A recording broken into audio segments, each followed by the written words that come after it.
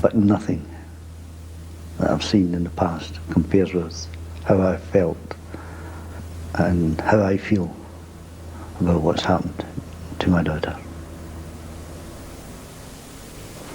Stephen Perryman called it a hideous, horrible crime. It's almost the more horrible for the fact that the victim's got a daughter who she looks after, or a child she looks after. This was the first time that the mum had been able to go out for months, and this happened. But she has regained consciousness, Dave. That's right. I was with the victim's father on Sunday, and he told me that for the first time since the attack, the victim spoke the first words to him. But at this stage, she remains unable to tell us anything about the incident. But people who live around Exeter must be able to tell us a lot about this guy, because you know so much about him. Yes, this was a particularly violent attack, and we need the public's help to assist us in catching this offender before he attacks again. Now, we've got somebody wearing a facsimile of this shirt, roughly the same sort of height, which is what, 5'9", 5'10", a bit above average height, fairly slim. Yes, aged probably in his early 20s. And what I'd ask the public is, put this shirt together with that CCTV footage and start to think, you could be this person's mother, or you could be this person's friend. And look at that hair. It almost looks like a beanie, but it's actually jet black mop of hair this guy has got. Almost certainly a local lad. He certainly would have been visiting around then in July. We've got his DNA. Don't worry about giving us any names, please. Anybody who this might be, we can eliminate them very quickly. Don't protect this guy. He's one of the most dangerous people in Britain. If it helps, Crime Stoppers have put up a £10,000 reward. You know the number, 0500 600 600. Now, some good news. There are some major developments in the murder of a part-time policewoman we looked at in May. And incidentally, you'll see quite a few officers here wearing police Memorial Day ribbons. That's to commemorate colleagues killed in service. And Nisha Patel Nasri was the last officer to be murdered. Nisha and her husband had just enjoyed a wedding anniversary meal at home. Listen, why don't you go and play some snooker? Really? You've got a lot of work on for the next few days, so go and have fun with the lads. I'll see you later, okay? I won't be long.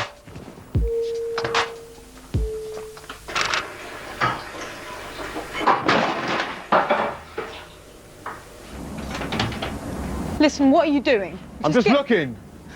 You're looking at what? Nothing. Ah! Ah! Help me, I need help! Just before we're entering the snooker club, we get a phone call from the neighbour saying to come back quick. We're breathing fire. We're doing all we can at the moment. Nisha, please talk to us. Bring the breaths. A bit more space. We're trying to bring her back to life.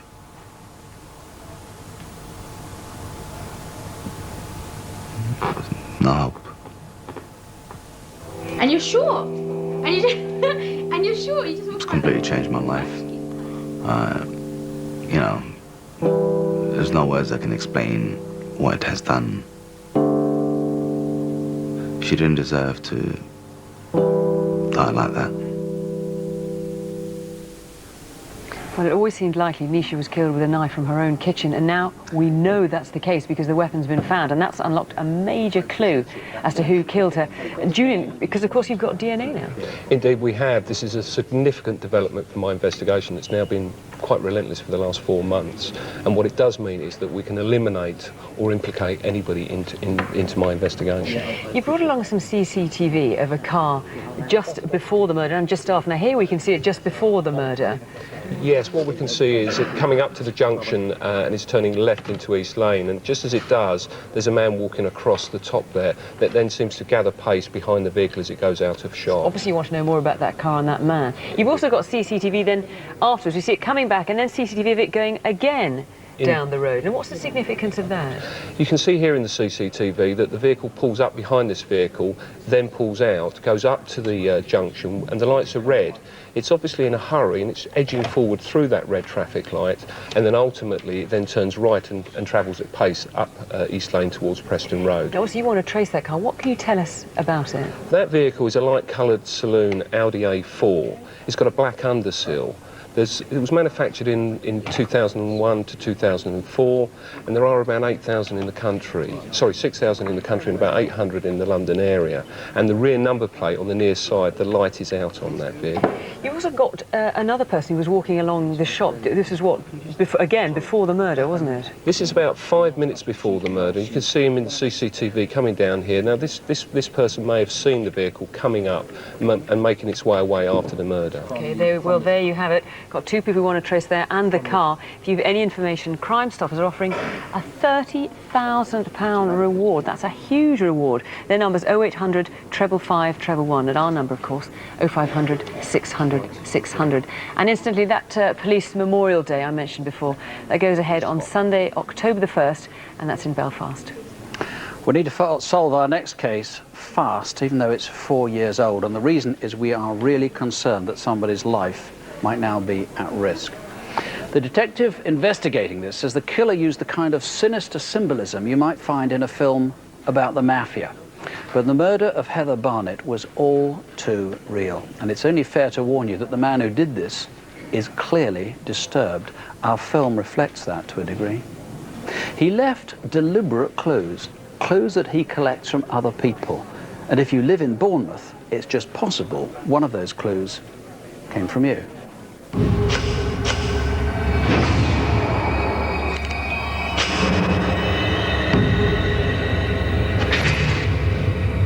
Weird as it was, we had a man travelling on buses in Bournemouth who was cutting head hair from female passengers. However, they weren't particularly perturbed about it and in fact hadn't reported it to the police. It wasn't until we visited the crime scene in Capstan Road that we realised the sinister significance.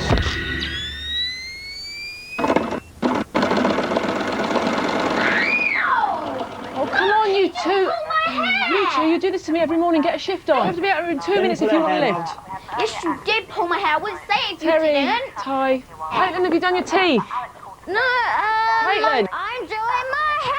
Ask about your hair. Have you done your teeth? It's lunchtime. Shirt. Scruff. Yeah, lunch is in the kitchen. Pin and get your sisters as well.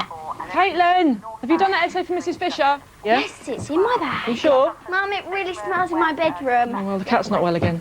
Right, we ready? Yeah. Lunch boxes, everything? Yeah, well, what are the orders? Right, come on, out. Does anyone see my keys?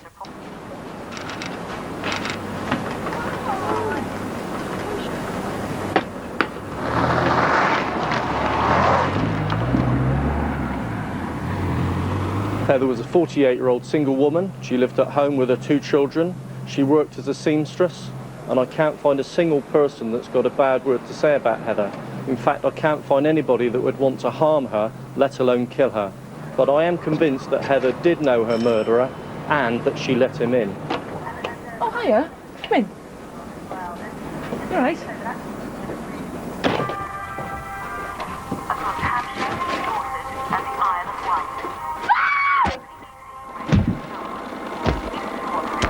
She was repeatedly hit with a hammer, but the grotesque thing is that the killer was not finished.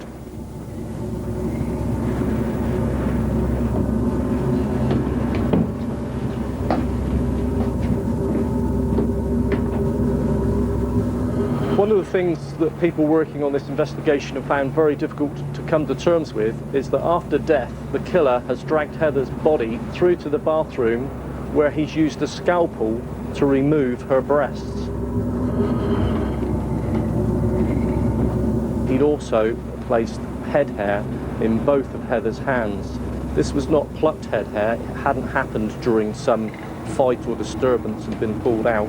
This is cut head hair that the offender had brought with him to the scene of the crime.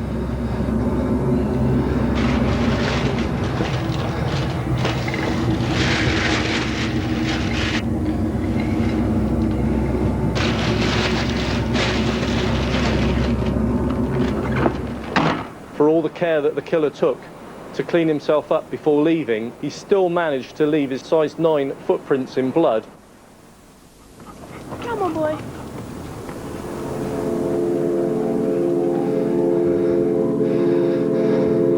Was this the killer? There is also this CCTV. Is this the killer crossing Charminster Road at 9:25?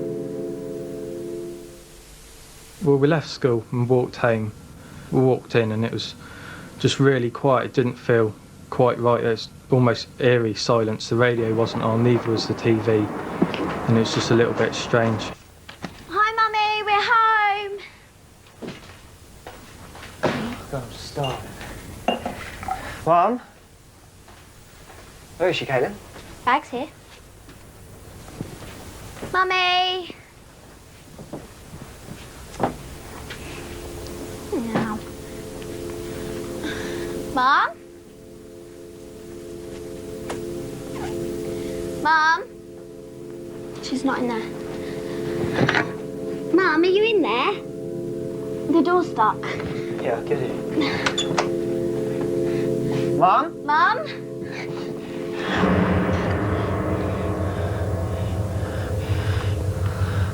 Mum? Mum?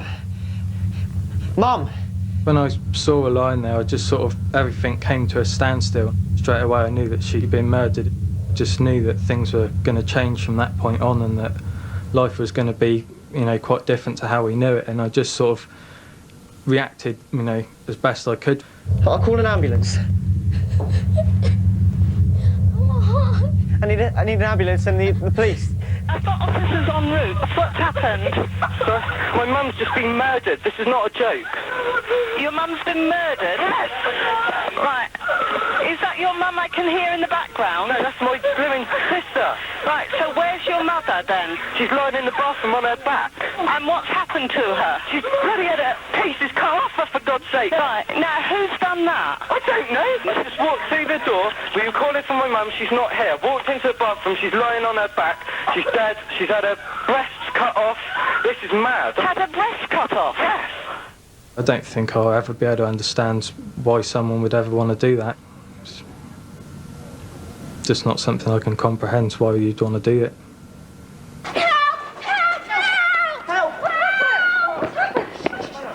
My mum, she's been murdered.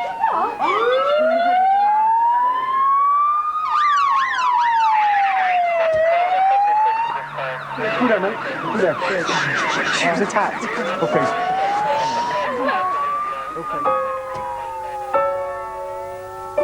For these two children to come home and find their mother in this way is absolutely horrific. This is the sort of thing you see in films. It's the sort of thing you see in The Godfather. This is not the sort of thing that normally happens in Bournemouth. This case is vitally important. If anybody has got a scrap of information, I need them to come forward and speak to me. Simply heartbreaking. I mean, it's hard to think how those kids have coped for the last 4 years. The children have been very impressive. I think what we've got to realise is that not only have they been deprived of their mother, but the killer was so callous as to allow them to see their mother in those circumstances. But so they've been very brave. The profile you've had is really interesting on this. He doesn't think that this is a loner. You know, your classic bloke who keeps himself away from the world. He thinks he'll have a wife or a girlfriend. He'll be in a relationship somehow. Yes, this individual is likely to have good social skills. He's likely to have a partner. He's likely to be in a relationship, and there's every possibility that that individual knows what's happened.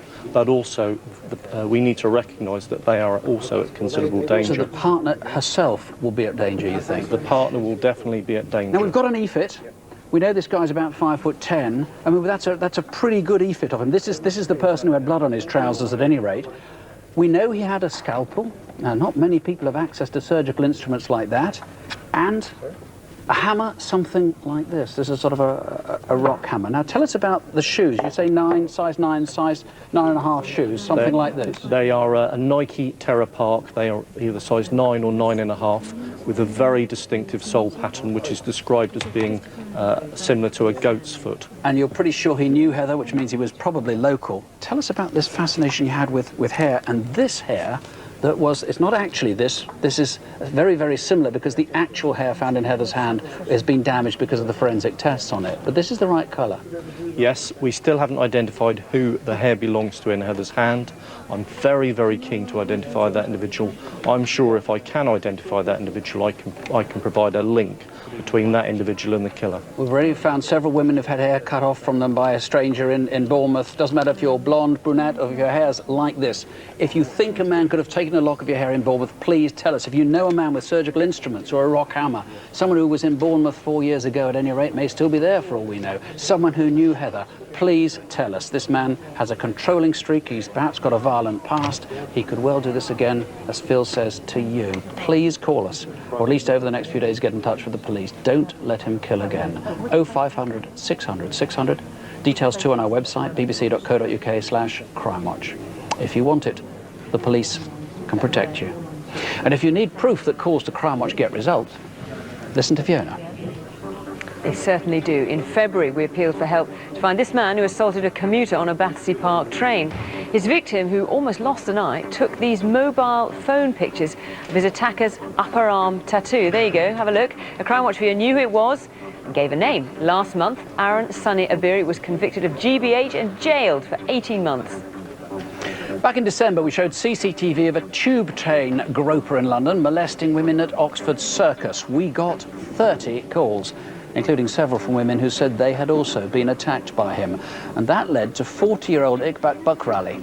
He pleaded guilty to 10 charges of sexual assault. He's been jailed for 3 years. Another of our cases was in the news last week, finally solved after 20 years. He was called the shoe rapist, a man who preyed on women in and around the Dearne Valley in South Yorkshire. He'd attack on Saturday or Sunday mornings, tie his victims and always take their shoes as trophies. We reconstructed 2 of his attacks, but despite garnering more than 300 names, he wasn't caught. But eventually he panicked. James Lloyd realised developments in DNA were catching up with him. He phoned his dad and confessed he'd raped someone when he was younger.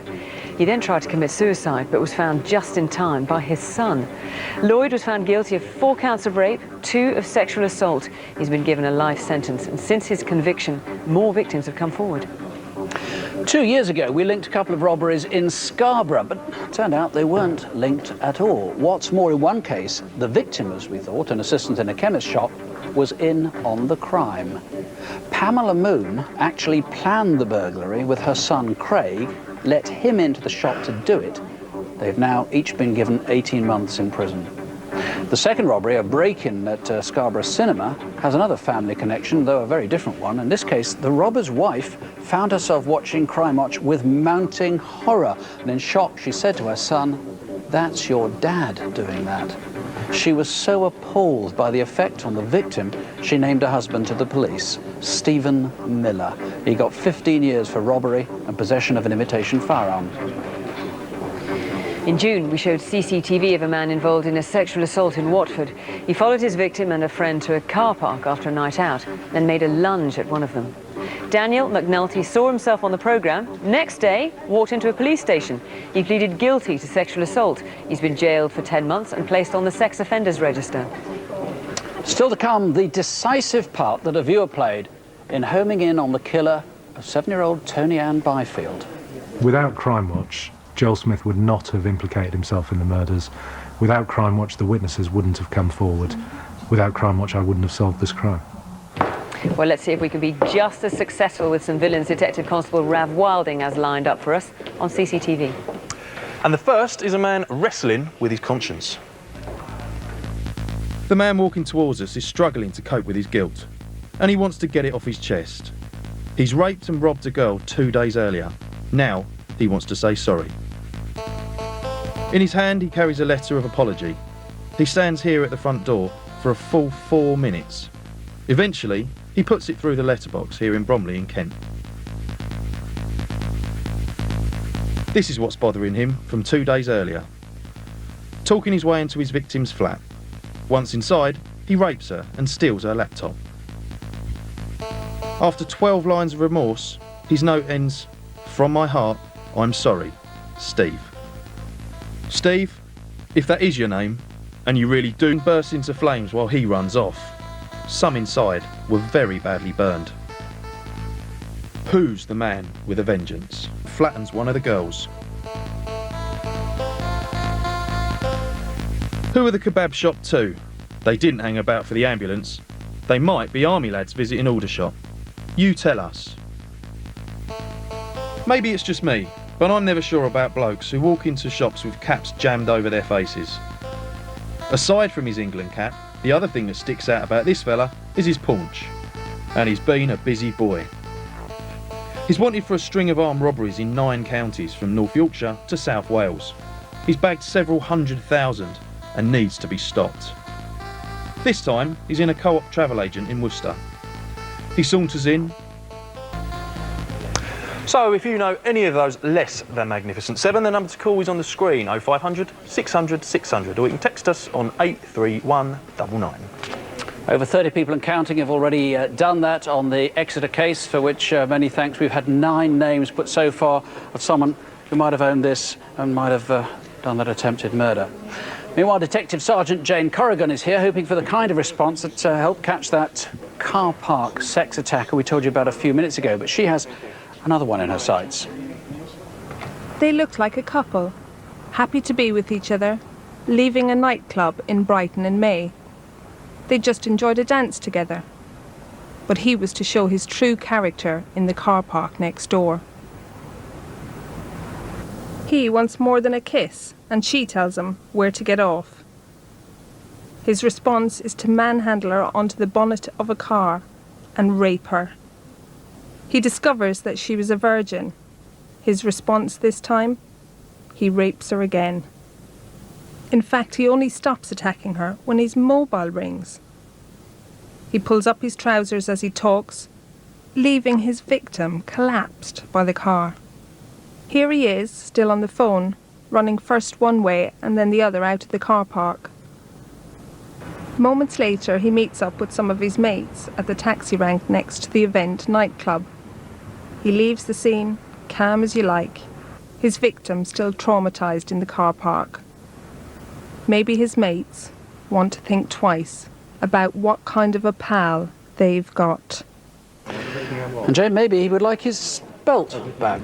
That's right, Nick. He left that at the scene. Now, what we know about this belt is it's from River Island and it's a large size, but what we need to know is who actually lost it.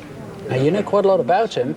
He's got a mole on his cheek, I gather. We know he's got this sort of spiky hair and those sort of very bushy eyebrows. That's right, and on the night he was actually wearing a white shirt that had a blue stripe, but he also had slip-on black smart shoes, and the victim describes that they made a clicking sound when he walked. He's quite a barrel-chested guy too, I think. Yes. What sort about his cheekbones that she said?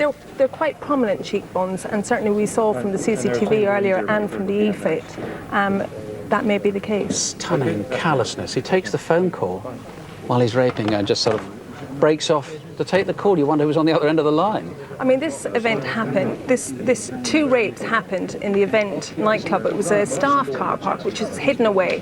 He received the call, he went to the taxi rank. It may be that one of his friends called him and he went there, and we need them to call in tonight. Well, it's quite simple. If he's your mate, just shop him. Fiona. Now, a case we can tell you more about in the hope that you can then tell us more. In the early hours of the January bank holiday, Barington Williams, his sister and a friend, tried to get into a North London nightclub, but 2 men, for next to no reason, took against them big time.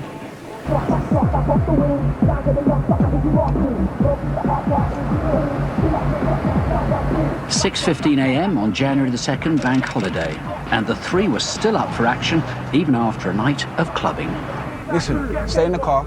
We'll be back in a second. The 2 lads went off to see if they could still get into another club, the Palace Pavilion. Who do you think you are? Whoa, we're closed. I can't, it's 6:30 in the morning, we're closed. There was something of an altercation on the steps of the Palace Pavilion. Someone wasn't happy.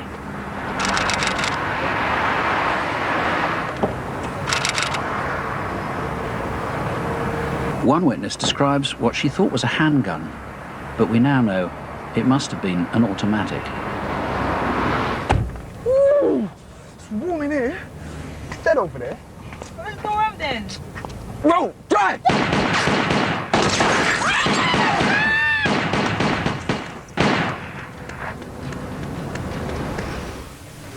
Well, now we have some possible witnesses who may be able to help. We'll see those in a moment, but Barrington's mum, Beverly, is here. Beverly, how are you bearing up? It's 9 months on, and you know there are people out there who know who killed your son, but they're not saying anything. It makes me very angry to know that people are willing to stay quiet. You know, they're willing to live with these people, killing recklessly on the streets. You know, I just don't understand their thinking. They're not coming forward. Well, Fiona, you've got some CCTV tonight of potentially some new witnesses. Now, they were what? They were on the S2 bus. Yes. At the time, and you think they must have seen what was going on? Yes, definitely, yes. I mean, there's one woman on a bus in particular, when we look at her, you can see there, she's sitting there. That's right, yeah. She turns her head there, so, and you think she must have seen what was happening? Yeah, she looks right round at the time of the incident, yes.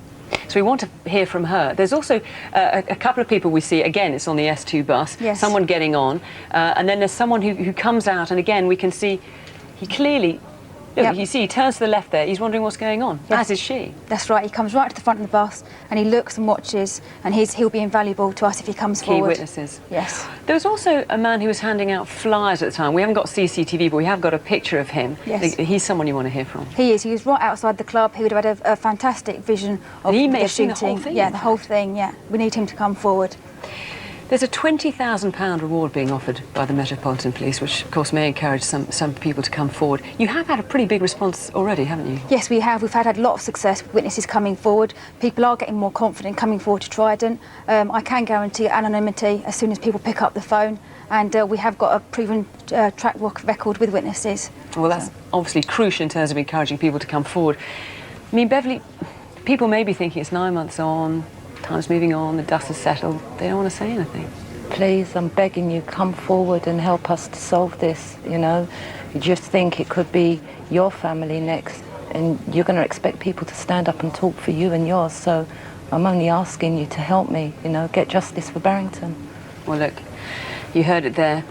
Justice for Barington, help Beverly. If you know anything at all that could help Beverly and her family, if you recognise yourself on that CCTV or you know who it was, call us here. 0500 600 600.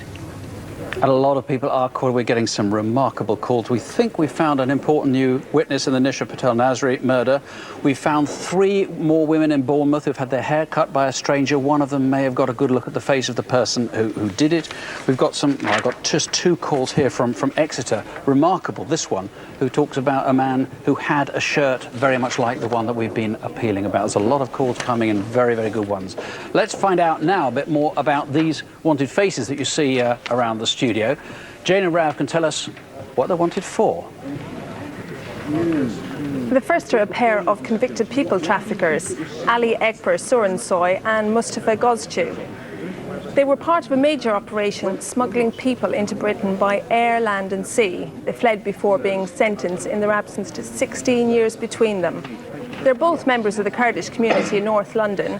Sorensoy is known to have connections in Sandy in Bedfordshire, while Gozcu has a handy nickname that might help us. It's Kiverchik, which means curly. Paul Rupry is wanted in connection with an armed robbery in May last year. He's suspected of being one of 3 males who used a pump-action shotgun at a post office in Weston in Lincolnshire.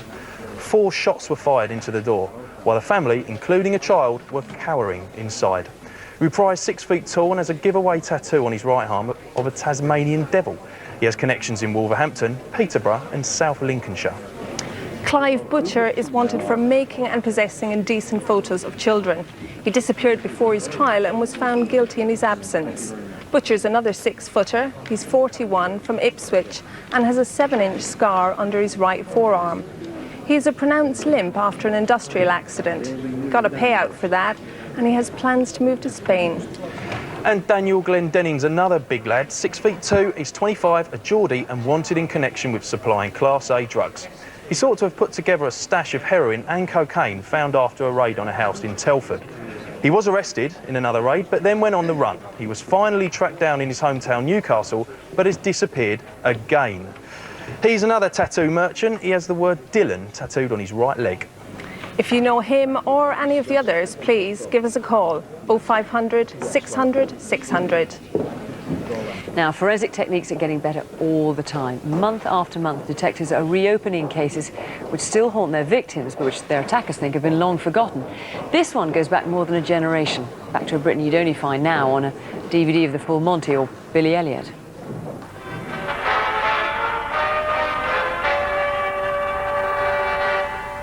Good evening. Clash of politicians, police and pitmen, the cathedral town of Salisbury had violence to contend with of its own. It was at this hostel on Wilton Road last month that the attacker broke into a young woman's bedroom. He indecently assaulted her, then made off with a few pounds from her purse.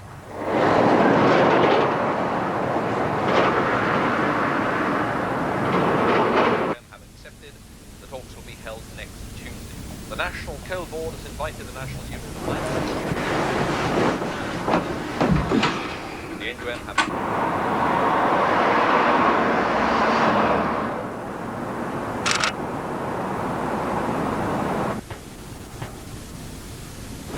Where's your money? I said, where's your money? It's in my bag. In my purse there. How did you get in here? Monkey jumped the window. Here. Come on. I haven't got very much. £2, that's all I've got. That's all you got? Yeah, I haven't got anything else, I'm sorry. Let me show you something, eh? Oh, no. Oh, don't make a noise. He sexually assaulted her. There's more money in the pot. Just take it. Take it. Please. Just want to go. Hey, you won't see me again.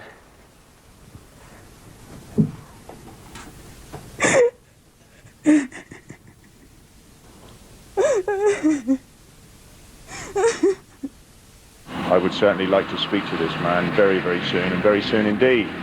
That is why we're appealing to as many members of the public as we can to come forward.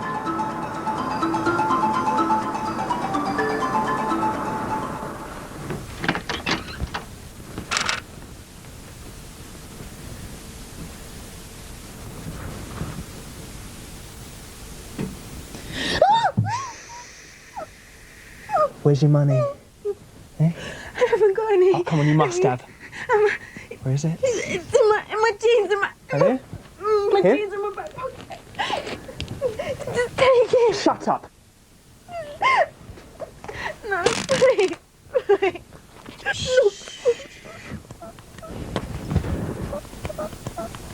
Now you know what this is? Hmm? Now, come here. Give me that roll. Still. Keep still. He attempted to rape her and indecently assaulted her. Now don't tell anyone, or I'll come back and next time I won't be so kind, yeah?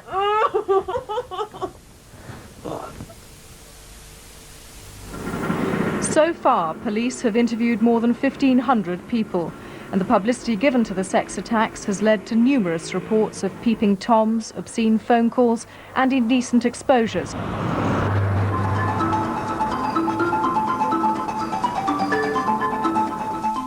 I was asleep on the sofa because I was heavily pregnant with my son. I was woken by somebody holding what was a Stanley knife or some sort of knife against my throat. You move when you're dead, yeah? You understand me? I'm going to take my hand away and you're going to make a noise, are you? No. Right, where'd you keep your money? Where's your money? The money! In the kitchen, in the drawer. Over there? Oh, you stay here. When you first woke me up, it was what's going on? You know, and your stomach churns and you think, hang on a minute, this is reality here. This is not, you're not dreaming, you are awake. It's not who you think it is.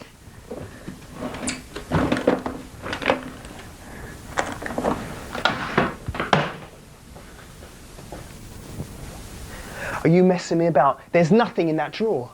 Yes, there is. No, there's not. You don't get time to think about it. You just automatically go. All right. Here. Well, you're not having it all. How much do you want? I don't know, John, how much you got? Is that two? Well, I've got my daughter's bike money. I was going to buy her a bike for Christmas. I think if I'd have panicked and screamed or whatever, he might have got really violent. But I think I took him aback a bit. Anything else you'd like? Anything else around you see? I want benefits. I haven't got anything else. I was just waiting for him to leave. The sweat was running off me, to be honest. If he'd turned the light on, he'd have seen I was terrified. You know I'm going to have to call the police. Yeah, I know. Just give me 5 minutes, yeah? All right. 5 minutes. Well, go on then. Get out. You don't really feel anything at the time. It's the aftermath. It goes on for years. You know, every little thing, certain smells, because he has a certain smell about him, and the voice. You know, if I heard that voice again, I'd know it instantly. A bit into one. All cases are being reopened. DNA profiles are being taken from all crime stains and put onto the database to establish any matches. If a match occurs, police now have the scientific evidence to charge someone with a crime they may have committed several decades ago. At the time these attacks took place in Salisbury, they were very rare indeed. The effect on the community was immense, and the women who suffered these crimes are traumatised to this day. If anyone wants to wake me up at all, my children or my grandchildren, they know to stand to the door and shout for Nanny, yet they don't shake me. They stand from a distance and just call me till I wake up. Because now that's the first thing I do is jump, punch. What's extraordinary is you think about the impact on her all these years on. We're talking, what, 22 years ago? Crimewatch had only just started. Yeah. You've had a key breakthrough, as we see, DNA. And what difference does that make to the investigation? I now have a full DNA profile, so I can easily eliminate people from this investigation. I just need a name. Well, let's think about the clues that we've got. We know that this guy was familiar with hospitals. 2 of the attacks were carried out in hospitals. He had access to a small white car. We saw in one attack he was wearing a tartan jacket, yes, wasn't he, which was pretty distinctive. It was very distinctive, and we know that he was wearing it in January 1985, but he didn't wear it on the earlier attacks at late 1984. So was it a Christmas present? Did someone buy it as a gift? You don't want to know where it came from, but put that together with the man. Yeah. And then we saw this twine used, this blue twine. You think you could get it anywhere, but 22 years ago it came from one particular place, didn't it? We know BT, that was made specially for BT in 1984. Because of the diameter of it, we're able to say that was definitely BT. So how would he have got hold of it? Was he an employee? Did he have friends working there? Put that together with the jacket, the connections to the hospital, and give us a name. And then this phrase monkey jump that he used as well. Yeah, for all our investigations, we can't find out where that's come from. But with that and the other clues, we're just after a name tonight. Well, do you recognise any of that? Can you put it together? Do you know anyone who fits the bill? The mid-80s we're talking about, remember? Give us a call, 0500 600 600. We did say at the start that we're after sex offenders tonight. Well, now some progress from an appeal that we showed a couple of months ago. Actually, we showed CCTV of a rapist in Bristol. It was Friday, 2nd of June. Almost as we went on air, police got news of DNA results which showed that he'd also attacked someone in Sheffield. And we've got a really, really good composite picture from these 2 women now. Just take a look at him, incidentally. Look at those eyes. They're described as sloping eyes by one of his victims, as panda eyes by another. And we think these may be his keys. This is a mortise key. This is a latch key. It was Friday the 2nd of June. Maybe he couldn't get into his flat in Bristol or wherever it is he lives. Do you remember that? If we don't get more on him tonight, if we can't catch him, well, we'll have a great deal more on him next month. And another result to tell you about. In January, we showed CCTV of these 2 men wanted for a knife-point robbery in a bookies in Nottingham.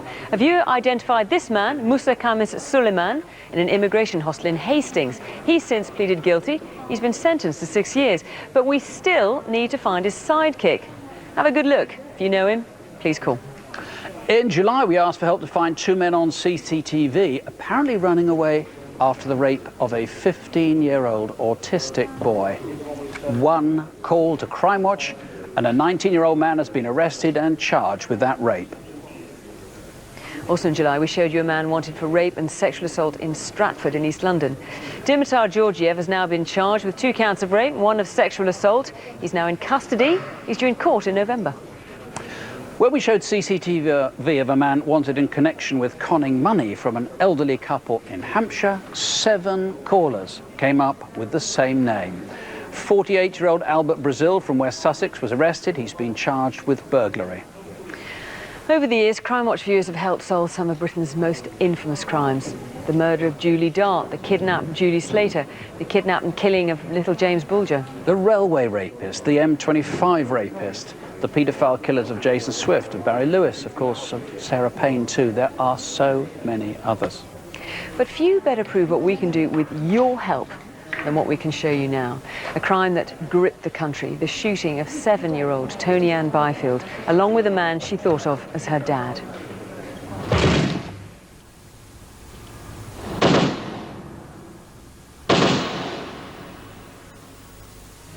Police in London are investigating the murders of a 7-year-old girl and her father. They say the little girl has been This is shot. Tony Ann Biffield, 7 years old, shot in the back, and the youngest victim of the escalating gun violence in Britain. Without Crimewatch, Joel Smith would not have implicated himself in the murders. Without Crimewatch, the witnesses wouldn't have come forward. Without Crimewatch, I wouldn't have solved this crime.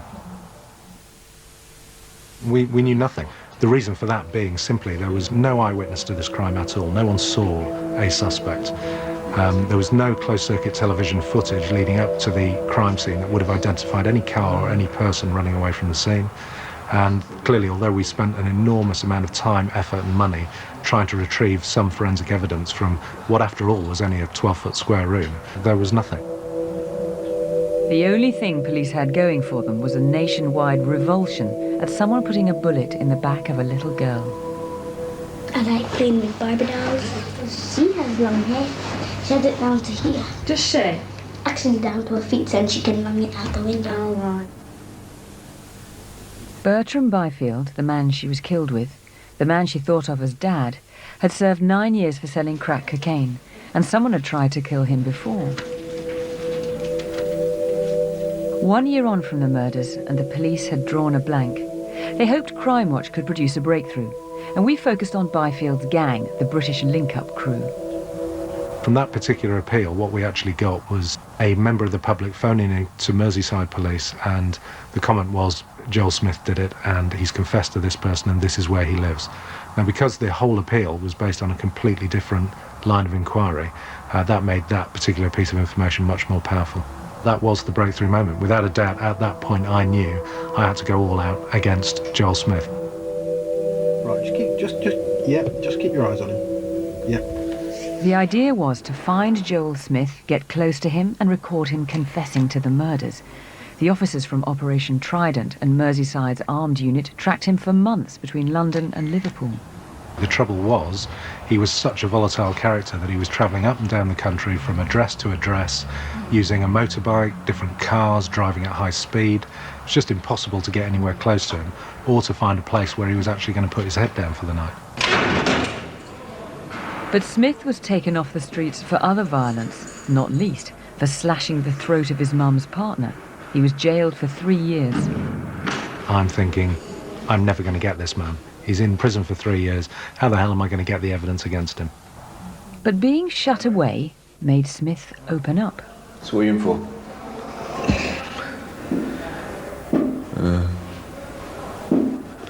Me? Slashed my mum's boyfriend. And killed a little girl. But they ain't got me for that. But the odds on getting him were about to get shorter. One of the most notorious crimes of recent years was the shooting of a child, Tony Ann Biffield.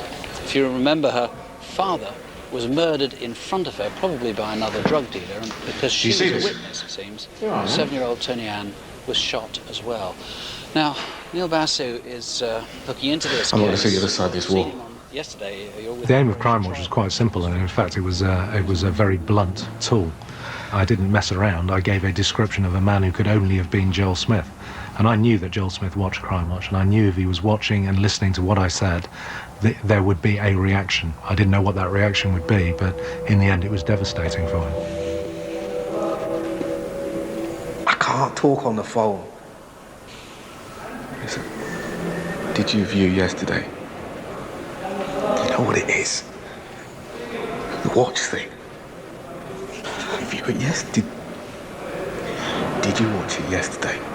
He knew that the phone he was talking on was monitored, that it could be recorded, so he had to talk in guarded language. But it's quite obvious when you hear that first conversation, and that was the pivotal moment in the entire case against Joel Smith, when I knew he was responsible for the murders, is when I heard him first talk to his girlfriend about Crimewatch. They've got everything. You get me? The clock is ticking. Within days of Crimewatch, 2 other prisoners also spoke of Smith's confessions.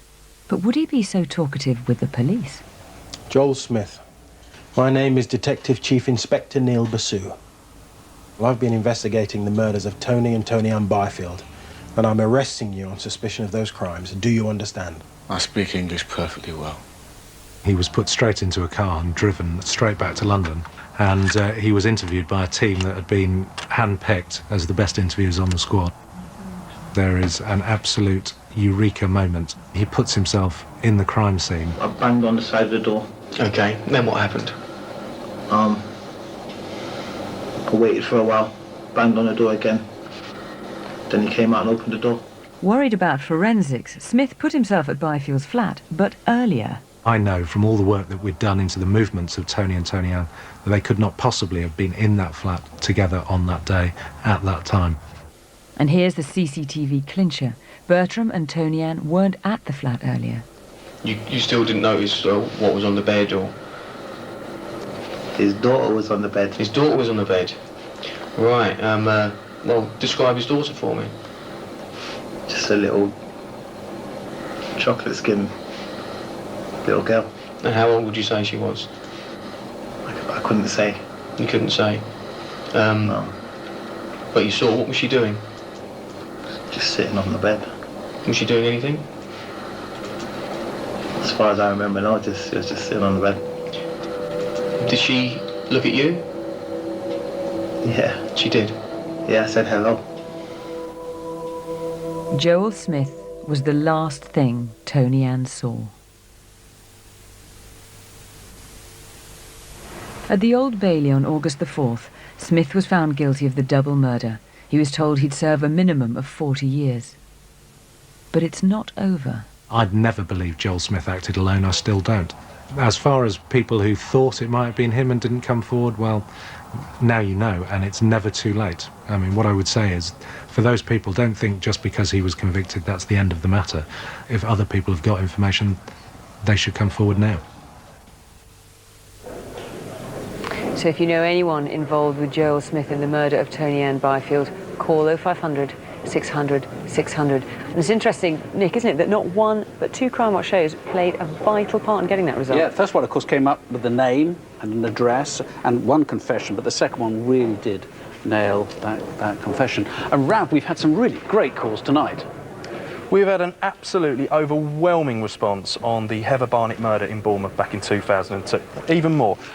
We've got well in extent of 150 calls. Just look at this lot. I have no doubt the key to that murder lies in here. We have had several names suggested for the killer. It's over 4 years old. It just shows how much of an impact this has had on the local community and the Crimewatch viewers. Please, though, no more calls on the type of hammer used. We just need to find out the guy that did this. We're going to have some fantastic stuff to tell you, an update, I think. You can find details of all tonight's cases on the website. All the incident room local numbers are listed there too, bbc.co.uk/Crimewatch. Our phone lines here are open until midnight tonight, then again from 7:30 in the morning until midnight tomorrow. We're back after the news course with Crimewatch Update at 10:35 later in some regions. Do join us if you can. Crimewatch next time's on Wednesday, the 1st of November. Meanwhile, don't have nightmares, at least not on our account. Sleep well, please. Good night. Good night.